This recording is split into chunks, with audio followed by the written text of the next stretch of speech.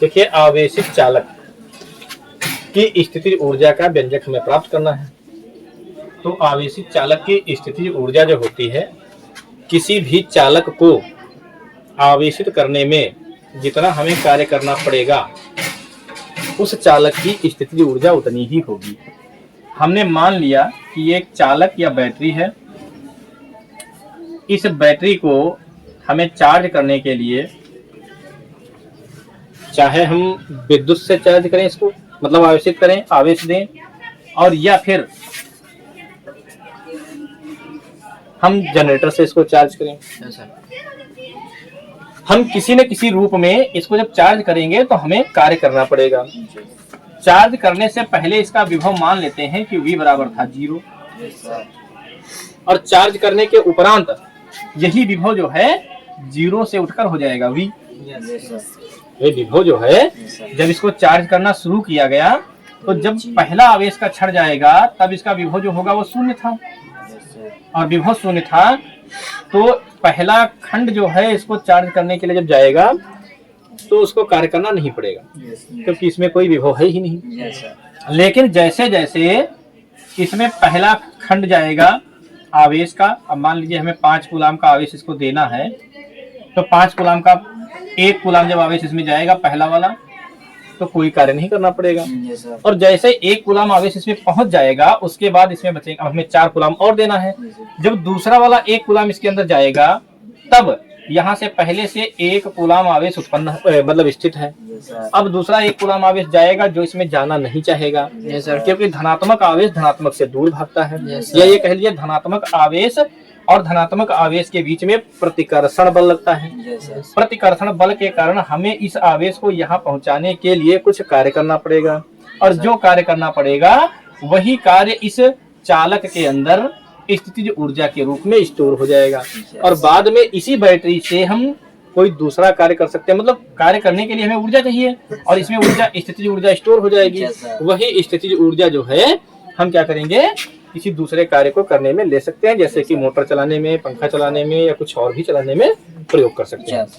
हमें इस स्थितिज ऊर्जा का फार्मूला U बराबर हाफ CV स्क्वायर सिद्ध करना है। तो मान लेते हैं कि माना, आप लोग लिखिए, लिखते रहिए साथ में। माना, पहले तो आप लिख लीजिए आवेशित चालक की स्थितिज ऊर्जा क्या होती है।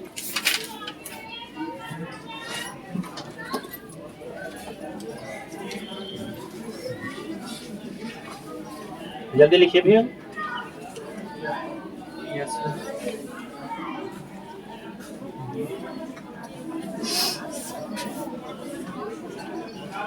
माना किसी चालक को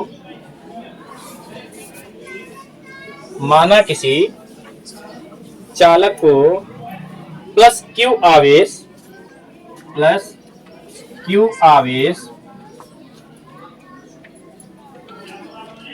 बहुत छोटे छोटे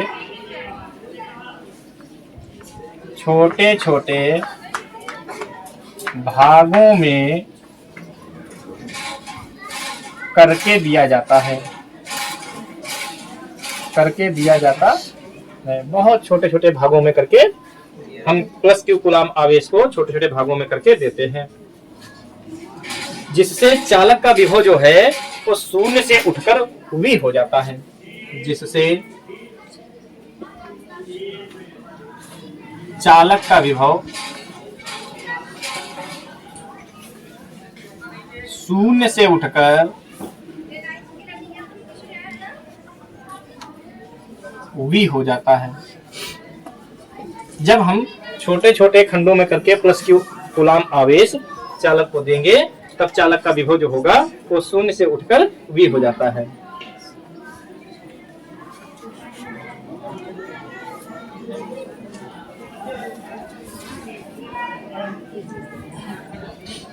जब चालक को आवेश का पहला भाग दिया जाता है तो चालक पर विभव शून्य होने के कारण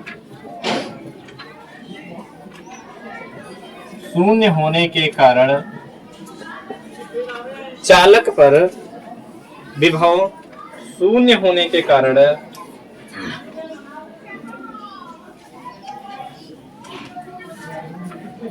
आवेश देने में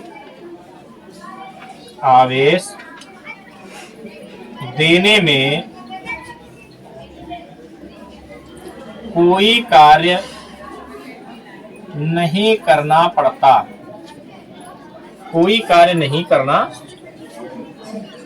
है। पहला जब हम जो है खंड आवेश का देंगे या भाग आवेश का देंगे चालक को, तो वह चालक पर पहुंचाने में हमें कोई कार्य करना नहीं पड़ेगा। परंतु जब चालक को आवेश के अन्य भाग एक एक करके दिए जाते हैं, परंतु जब चालक को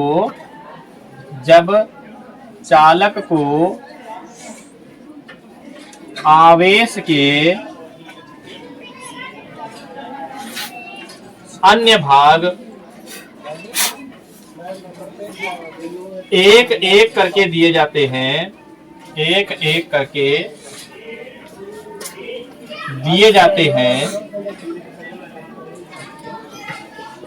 तो एक एक करके दिए जाते हैं, तो चालक पर पहले से ही उपस्थित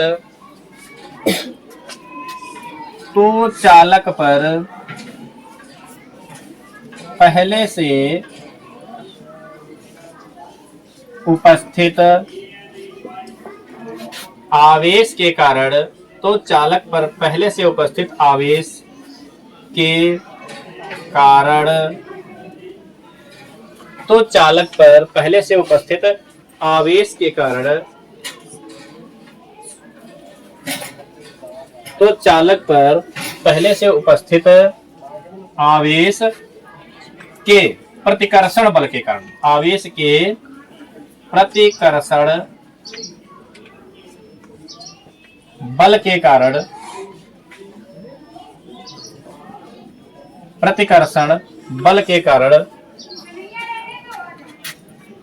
अधिकाधिक कार्य करना पड़ता है। अधिकाधिक का मतलब है अधिक से अधिक। Yes sir.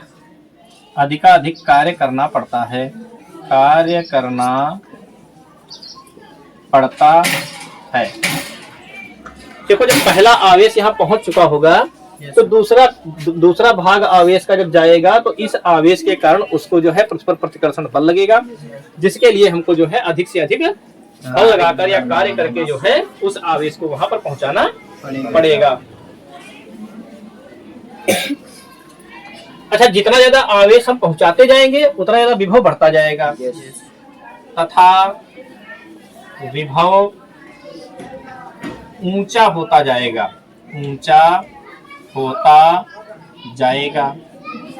तथा विभव जो होगा वो कैसा होता जाएगा? ऊंचा होता जाएगा, ऊंचा होता जाएगा। आवेश का अंतिम भाग देने पर, आवेश का अंतिम भाग देने पर चालक का विभव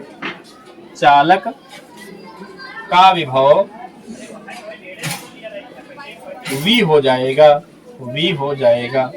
जब पूरा विभव जो है, पूरा आवेश जो है, आवेश को खंड खंड करके हम दे रहे हैं, भाग भाग करके, तो जैसे जैसे हम एक खंड जाएगा विभव बढ़ेगा, 0 से कुछ ऊपर उठेगा, दूसरा भाग जाएगा और उससे ऊपर उठेगा, ऐसे करते जब पूरा प्लस Q आवेश जो है पूरा इसमें पहुंच जाएगा, तब इसका विभव जो है V हो जाएगा। अंतिम आवेश, अंतिम भाग पहुंचने पर विभव क्या हो जाएगा? V हो जाएगा। ठीक है।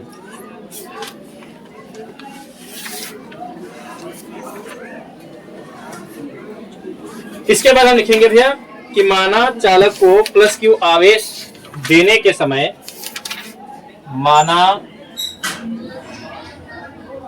चालक को प्लस Q आवेश देने के समय चालक का चालक का औसत विभव क्या होगा।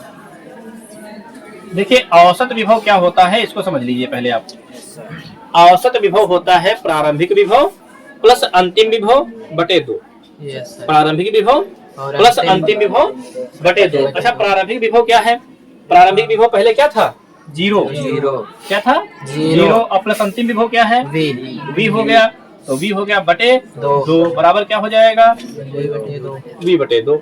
औसत विभव जो इसका आएगा वो क्या आएगा, v बटे 2 आ जाएगा।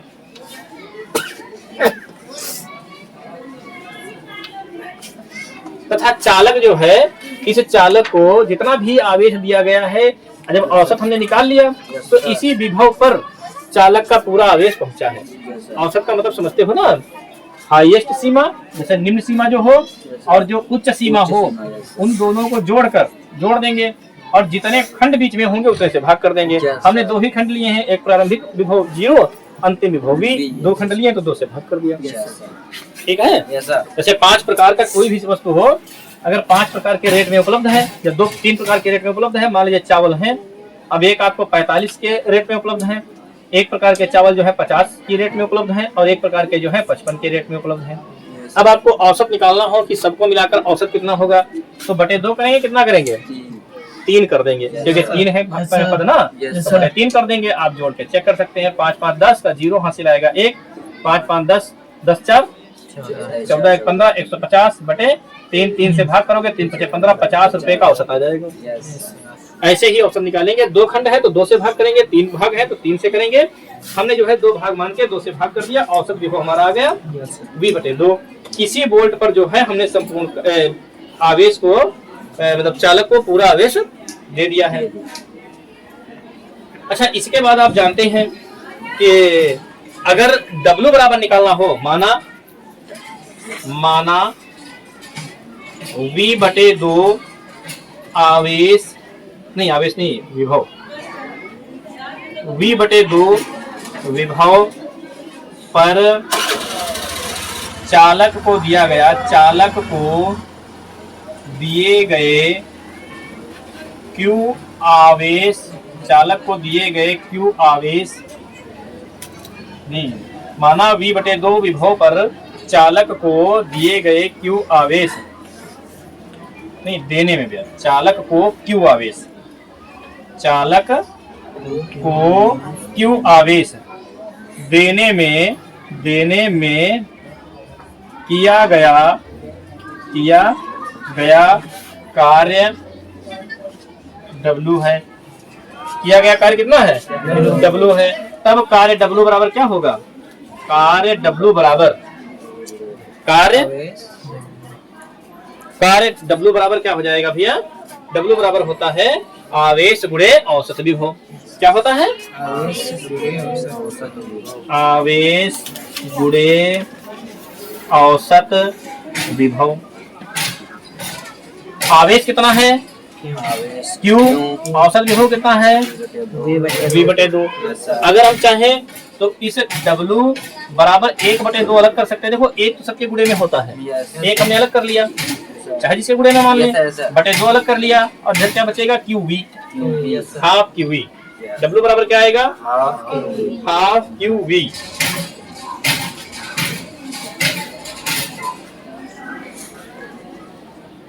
अच्छा इसके बाद देखते हैं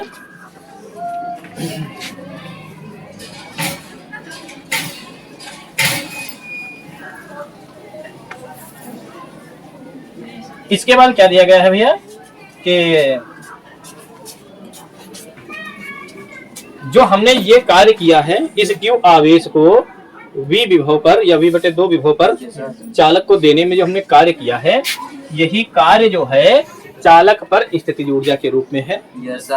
हमने पहले बता रखा है कि चालक को आवेशित करने में किए गए संपूर्ण कार्य को चालक की स्थितिज ऊर्जा कहते हैं। तो हम कह सकते हैं कि यही कार्य, क्या लिखेंगे, यही कार्य चालक के पृष्ठों पर स्थितिज ऊर्जा के रूप में होगा। स्थितिज ऊर्जा के रूप में होगा। मतलब जो कार्य हमने इस आवेश को किसी चालक पर पहुंचाने में किया है, यही कार्य जो होगा किसके रूप में होगा, स्थितिज ऊर्जा के रूप में होगा। तो हम कह नहीं सकते कि U बराबर W। Yes sir.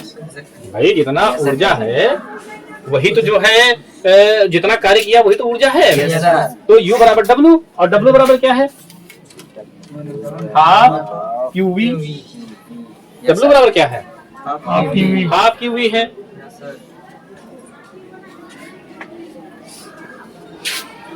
परंतु U बराबर जो आपका Q होता है, Q बराबर भैया होता है CV। Q बराबर क्या होता है, CV। अगर हम यहां से V का मान निकालें तो क्या हो जाएगा, Q बटे C। V बराबर क्या हो जाएगा, Q बटे C। शायद आप समझ नहीं पाए हैं। देखिए जो ये आवेश होता है, जो विभव होता है, और ये क्या C क्या लिखा है, धारिता। C क्या है, चालक की धारिता। तो आवेश बराबर होता है, आवेश बराबर होता है धारिता गुणे विभव। धारिता गुणे क्या होता है, विभव। अगर हमें विभव निकालना पड़ जाए तो विभव बराबर क्या हो जाएगा,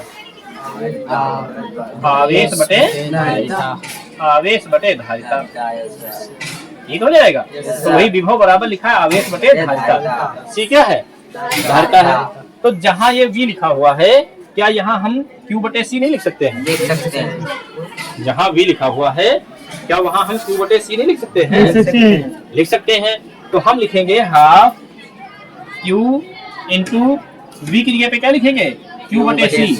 क्या लिखेंगे।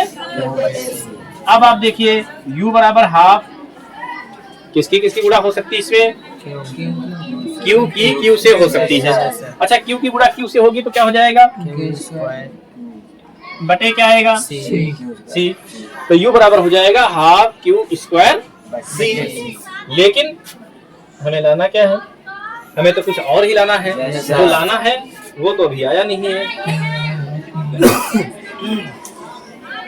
अच्छा आपको पता है कि Q बराबर क्या होता है, Q बराबर क्या होता है, CV।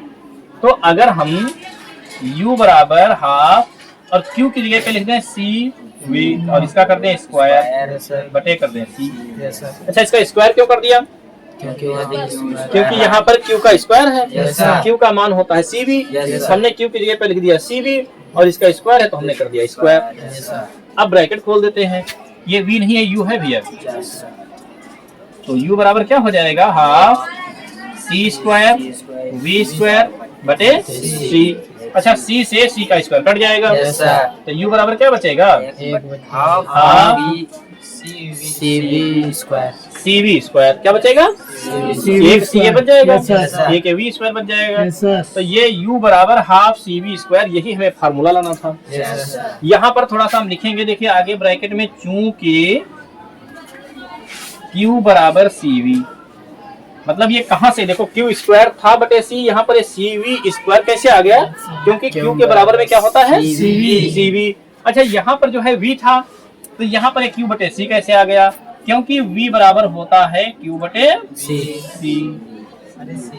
ठीक है, इसको हम मिटा देते हैं ताकि थोड़ा साफ लगे, बड़ा गंदा गंदा लग रहा है। देखिए V बराबर होता है Q बटे C। तो जहां पर V लिखा है वहां पर हमने क्या कर दिया, Q बटे C।